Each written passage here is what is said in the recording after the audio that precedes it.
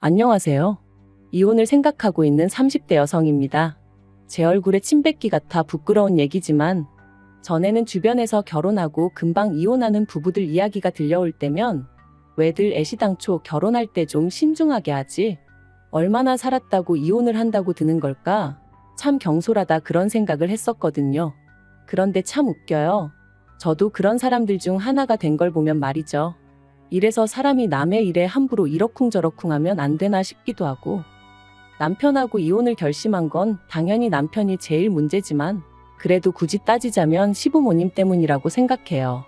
처음부터 그분들이 당신 입으로 하신 말씀만 잘 지켜주시고 억지만 쓰지 않으셨더라도 제가 이렇게 나가떨어지진 않았을 것 같거든요. 네, 제가 먼저 이혼을 요구한 건 맞지만 솔직히 시부모님도 그렇고 남편도 그렇고 저를 어지간히 못살게 굴었어요. 제정신 박힌 여자면 제가 아니라 누구라도 이혼 소리가 나오게끔 말이죠. 그리고 그 부분은 지금도 참 이해가 안 돼요. 막말로 제가 나간들 제 자리에 들어오겠다는 또 다른 미친 X가 있었던 것 같지도 않은데 왜 어떻게든 잘 살아보려던 저를 이토록 질리게 만들었는지 말해요. 남편하고는 소개팅으로 만났어요. 그때 제 나이 29, 남편 나이 33 둘 다 적은 나이는 아니었죠. 그러니까 말이 좋아 소개팅이지 솔직히 결혼도 아예 생각이 없었던 건 아니에요. 적어도 저는 그랬어요. 그래서 소개받을 당시 속물 같지만 나름대로 소개팅을 주선해준 지인을 통해서 남편의 스펙도 어느 정도는 파악을 하고 나갔습니다. 어느 대학을 나왔는지, 어느 회사를 다니는지, 키는 얼마나 큰지. 말이 나왔으니 말이지만 소개팅이라는 자리가 누군가는 밥이나 한 끼 먹으러 간다고 가볍게 생각하라지만 그게 그렇게 안 되거든요. 특히나 여자 입장에선 그래도 좀 꾸미기도 해야 하고 또 시간도 어떻게 보면 금인 세상인데 영 아니다 싶은 사람을 만나면서 제 시간 낭비를 하고 싶은 생각은 더더욱 없었으니까요. 아무튼 그런데 주선자 말을 들어보니까 학교도 저랑 비슷한 수준의 대학을 졸업했다 하고 회사도 뭐 저한테 부족하지도 넘치지도 않는 곳이었어요. 그리고 키 같은 경우도 제가 대한민국 여자 평균이다 치면 그쪽도 대한민국 남자 평균치는 되대요. 그래서 그럼 한번 만나봐도 되겠다 싶었죠. 이후에 남편에게 들었지만 남편도 그 지인을 통해서 제 평소 사진을 열댓 장은 받아보고 정했답니다. 자기는 얼굴이 가장 중요했다나 어쨌다나요. 아무튼 그렇게 서로 어느 정도는 파악을 하고 만나서 그런가 쓸데없이 시간 낭비를 하는 기분은 아니었어요. 바로 서로의 취향이라던가 서로에게 직접 묻지 않으면 알기 어려운 것들을 알아가는데 시간을 쓸 수 있었으니까요. 그리고 다행히 저희 둘은 여러 가지 면에서 통하는 부분이 많았습니다. 그래서 이후로 4번의 만남을 더 갖고 바로 연애를 시작했어요. 그리고 그렇게 만난 지 1년쯤 되었을 때 남편이 먼저 결혼 이야기를 꺼내더라고요. 남편에게 할머님은 굉장히 중요한 존재라 했습니다. 어린 시절 시부모님이 맞벌이를 하시느라 남편을 돌보지 못하셨는데 특히나 아버님은 지방을 돌아다니며 돈을 버시다 보니 2달에 한 번 정도 얼굴을 비추신 게 전부였대요. 그리고 사정이 그렇다 보니 할머님께서 남편을 거의 키워주시다시피 하셨고 그래서 남편도 실제로 할머니에게 무척이나 큰 애정을 갖고 있었어요. 그런데 이제 그 할머님이 80이 넘어가시니 왠지 마음이 급하다면서 저랑 결혼해서 증손주도 안겨드리고 싶고 뭐 그렇다고 하더라고요. 그리고 이건 솔직히 제가 기대한 프로포즈 멘트와는 많이 달랐습니다. 너를 사랑한다, 너 아니면 안 된다. 이런 이야기가 듣고 싶었지. 너랑 잘 사는 모습을 보여드리고 싶다. 안심시켜드리고 싶다. 왠지 할머님을 위해서 결혼식을 서두르는 기분이었달까요? 그래서 저는 고민 끝에 남편에게 제 속마음을 밝혔어요. 정말 나를 사랑하긴 하느냐고요. 그랬더니 남편이 자기가 원래 말을 잘 못하지 않냐면서 왜 자기 말을 안 좋은 쪽으로 해석하느냐고 오히려 자기가 서운한 애 어쩌네 그러는데 싸우자고 꺼낸 얘기는 아니었으니 더는 뭐라 따지지는 않았어요. 그리고 이후로 남편이 어떻게든 저를 달래주려고 노력도 했고요. 그래서 결국 결혼하는 쪽으로 마음을 굳혔죠. 그런데 막상 결혼 준비를 시작하니 남편은 모아둔 돈이 6천 정도 있었고 저는 1억 정도 있었어요. 물론 남편은 차도 있긴 했지만 10년이나 된 경차라서 솔직히 재산으로 느껴지진 않았고요. 그래서 그동안 돈 벌어서 다 뭐 했냐고 단도직입적으로 물었습니다. 참고로 결혼을 앞둔 사이에 이 정도는 당연히 물어볼 수 있다고 생각했어요. 그랬더니 부모님하고 할머니한테 자기가 아무래도 3대 독자다 보니 효도 좀 한답시고 이래저래 선물도 해드리고 많이 챙겨드렸다나요? 그런데 결혼하면 그런 건 이제 없을 거라고 하더라도 매번 저랑 꼭 상의하고 할 거라고. 그래서 알겠다고 했죠. 그리고 상황이 그렇다 보니 양가로부터 도움을 안 받을 수가 없었습니다. 1억 6천으로 결혼식도 올리고 혼수도 하고 신혼집까지 구한다는 건 서울에선 너무 빠듯하다 싶었거든요. 그런데 다행히 상견례 자리에서 사실 돈 이야기라는 게 시댁 쪽이건 저희 쪽이건 먼저 말 꺼내기가 편하진 않은 주제잖아요. 그런데 저희 시부모님 두 분 다 하시는 말씀이 그래도 명색이 3대 독자인데 걱정 말랍니다. 그러면서 자기들은 7천 정도 해줄 수 있는데 저희더러 맞출 수 있겠냐대요. 솔직히 전 3대 독자가 어쩌고 그러시길래 집까진 아니어도 한 1억은 해주시려나 그런 생각을 했는데 말이죠. 아무튼 저희 부모님도 7천씩 해주자 하시니 알겠다 하셨습니다. 그래서 계산해보니까 이래저래 3억이고 거기에 부족한 건 대출 좀 받으면 되겠다 싶대요. 그런데 결혼식을 한 달 앞두고 시부모님이 일방적으로 기도 안 차는 말씀을 하셨습니다. 주기로 한 7천을 못 주게 되셨다는 거예요. 그리고 그 이유는 더 황당했는데 아버님한텐 결혼 안 한 여동생 그러니까 저한텐 고모님이 계셨거든요. 그런데 그 고모님이 갑자기 내일 가게를 차린다며 돈을 좀 보태달라고 했고 그래서 일단 급한 대로 그쪽에다 5천을 보내주셨다나요? 어이가 없었죠. 그래서 그런 결혼은 어떻게 하라는 얘기냐니까 오히려 저더러 그게 무슨 소리냐 결혼은 원래 계획한 대로 해야지 하시더니 결혼식 날 축의금으로 돈이 꽤 들어올 거라면서 그때 일단 한 3천은 만들어 주시겠다나요? 3천이 안 되면 그땐 당신들이 대출을 받든 뭐라든 어떻게든 채워주시겠다면서 말이죠. 그래서 솔직히 마음 한구석에선 불안한 생각이 들었지만 그래도 파혼할 용기는 없었기에 어떻게든 시부모님의 그 약속을 믿어보자 생각하며 식을 올렸습니다. 하지만 결혼식 당일 식 다 마치고 축의금 정산하자 하니까 시부모님이 또다시 말을 바꾸셨어요. 그게 뭐가 그렇게 급하다고 그러냐면서 일단 신혼여행부터 다녀오고 그러면 그 사이에 당신들이 싹 정리해 놓겠다면서 말이죠. 그리고 이땐 솔직히 쎄한 마음을 감출 수가 없었습니다. 이러다 안 준다고 나오면 막말로 별 수 있나 싶기도 하고. 그래도 뭐 따져 물을 새도 없이 일단은 신혼여행을 떠났죠. 그런데 신혼여행에서 돌아와 시댁에 갔는데 시부모님께서 먼저 돈 문제로 할 이야기가 있다며 말문을 여시더니 축의금이 생각보다 많이 안 들어왔다며 겨우 700만 원을 주셨습니다. 말 그대로 황당하기 그지없더라고요.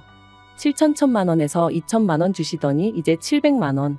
솔직히 2,700만 원도 적은 돈은 아니었지만 계속 말이 달라졌던 탓에 화도 나고 속도 상했거든요. 그래서 남편에게 이를 어쩔 생각이냐니까 축의금이 안 들어와서 그렇다는데 어떡하란 말이냐며 저더러 제가 속상한 것보다 해주지 못하는 자기 부모님 속이 더 상하시지 않겠냐고 그러니까 일단은 알겠다 하고 좀 시간을 들이자는데 이래서 사람들이 남편을 남이 편이라고 하나 별의별 생각이 다 들더라니까요. 하지만 남편 말대로 돈이 없다는데 그런 시부모님을 붙들고 제가 무슨 말을 한들 어디서 돈이 솟아날 리도 없고 그래서 남편한테 이 돈 문제가 해결되기 전까진 내가 얼마나 살가운 며느리 노릇을 할 거라고 기대하지 말라고 했습니다. 당신이야 당신 부모님이니 그러려니 하고 넘어갈 수 있을지 몰라도 내 입장에선 나뿐만 아니라 우리 부모님까지 괜히 농락당한 기분이고 그래서 기분이 너무 나쁘다고요. 그랬더니 남편도 뭐 탐탁치 않은 표정이긴 했지만 알겠다더군요. 그리고 이후로 시부모님과는 꽤나 대면대면한 상태로 몇 개월을 보냈습니다. 남편을 통해 건너듣기론 두 분은 제가 살갑게 굴지 않는 걸 트집 잡아 이젠 돈이 있어도 주기 싫단 식으로 말씀을 하시는 모양이었고 남편은 이런 이야기를 전하면 제가 돈을 받고 싶어서라도 살갑게 굴거라고 기대했는지는 모르겠지만 그건 남편의 완벽한 착각이었어요.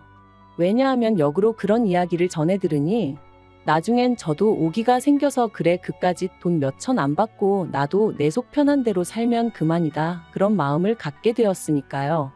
실제로 주변에서도 시댁하고 연 끊으면 처음에 1, 2년이나 마음이 불편하지 나중엔 하나도 신경 쓰이지도 않는다고 걱정할 거 없다고 하던걸요. 그런데 그렇게 지내던 중 정말 황당하고 어처구니 없는 일을 겪었습니다. 저는 외국계 기업을 다니고 있는데 저희 회사의 경우 쓰지 않은 휴가는 다음 해로 이월을 시킬 수가 있어요.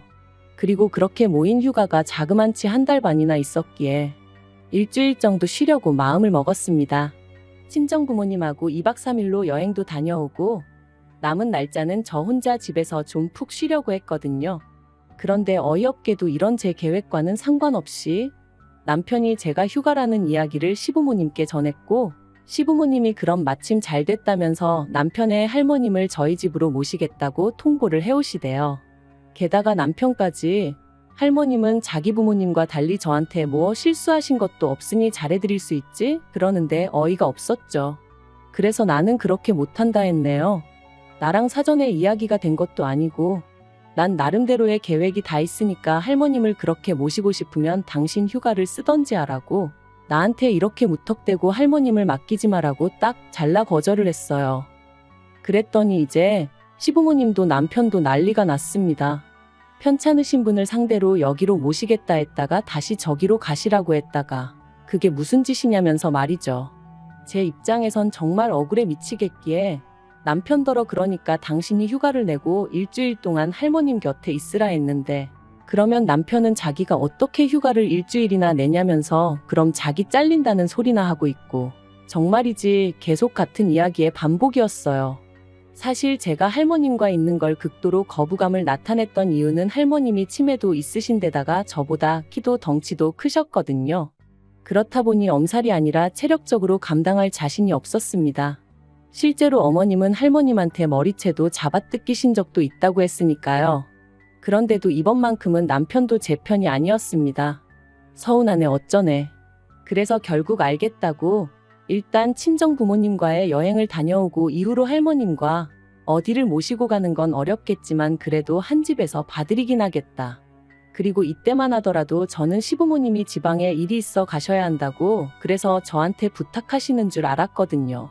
그런데 이것도 어이없어요. 나중에 알고 보니까 두 분이 저한테 할머님을 맡겨놓고 두 분도 그동안 너무 힘들었다며 여행을 다녀오신 거 있죠. 아니 그런 이유라면 아들인 남편한테 말씀하셨어야지. 어떻게 상의도 없이 저한테 그러실 수가 있는 건지. 아무튼 그런 연유로 할머님과 함께 있었는데 문제는 아니나 다를까 첫날부터 할머니가 얼마나 저를 힘들게 하시던지요. 특히나 저희 집에 모시고 나서야 할머님이 혼자 거동 자체가 어려우시다는 걸 알게 되었습니다. 이때 살짝 어머님도 고생이 많으셨겠구나 그런 생각을 아닌 게 아니라 하긴 했고요. 그리고 3일째 되던 날 기어이 일이 벌어졌어요. 할머니가 부엌에 물들어가는 저를 냅다 밀치셨거든요. 그래서 제가 엉덩방아를 찍게 되었는데 그걸로 허리가 어떻게 된 건지 이후로 움직일 때마다 말 그대로 정말 허리가 뒤틀리는 것 같대요. 그러니 저도 모르게 몸을 사리게 되었고 그러다 결국 이번엔 할머님이 화장실로 가시다 넘어지셨어요. 그런데 이 일을 알고는 남편이 말 그대로 쌩난리를 치더라고요. 어떻게 편찮으신 어른 한 분을 모시질 못해서 이 사단을 만드느냐면서 제 입장에선 너무 서럽고 화도 났어요.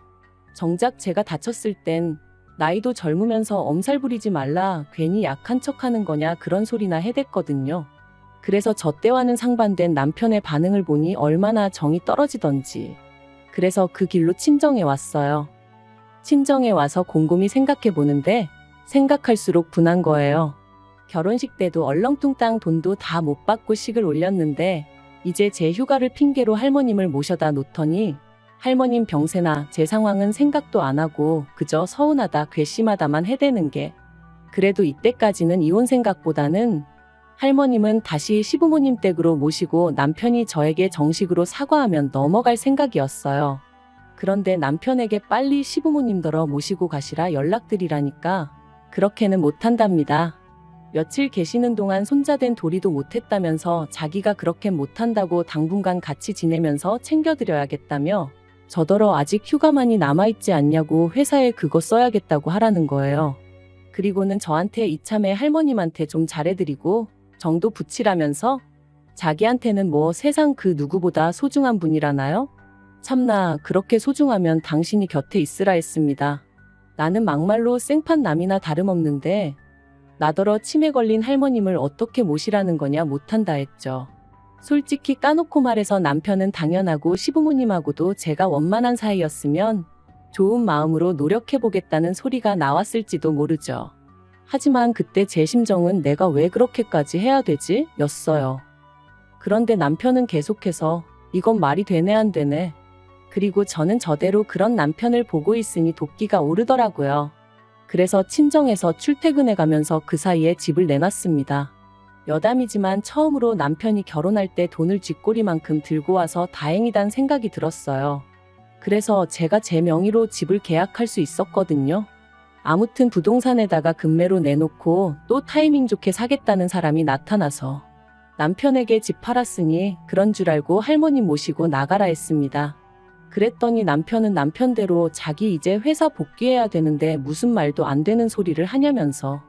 알고 보니 남편은 제가 결국 체념하고 돌아와서 할머님을 모실 줄 알았던 모양이에요. 어이가 없었어요.